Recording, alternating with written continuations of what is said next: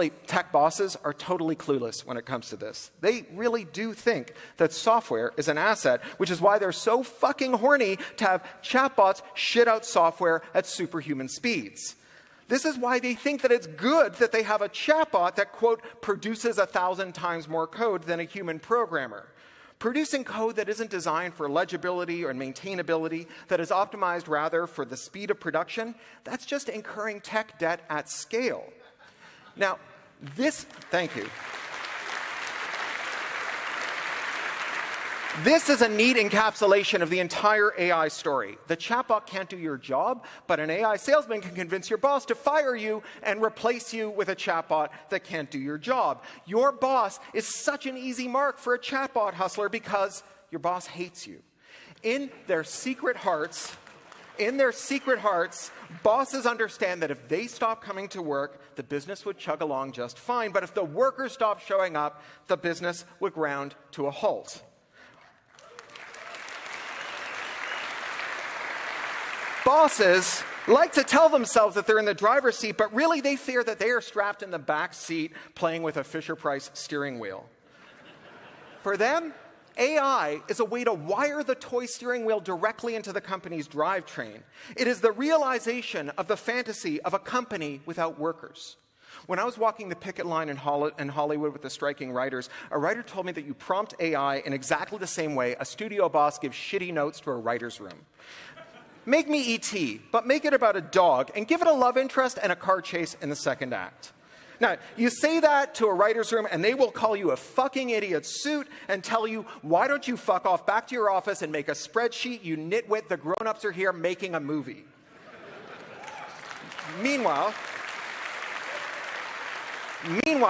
if you give that prompt to a chatbot, it will cheerfully shit out a script exactly to your spec. Now, the fact that that script will be terrible and unusable is less important than the prospect of a working life in which no one calls you a fucking idiot suit.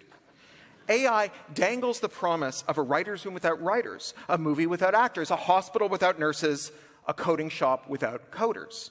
When Mark Zuckerberg went on a podcast and announced that the average American has 3 friends but wants 15 friends, and that he was going to solve this by giving us chatbots, we dunked on him as an out-of-touch billionaire Martian who doesn't understand what friendship is. But the reality is that for Zuck, your friends are a problem. Your friend's interactions with you determine how much time you spend on his platforms, and thus how many revenue-generating ads he gets to show you. Your friends stubbornly refuse to organize their relationships with you to the benefit of Mark Zuckerberg's shareholders. So Mark Zuckerberg's over there in Menlo Park furiously fantasizing about replacing your friends with chatbots because that way he can finally realize the dream of a social network with no socializing.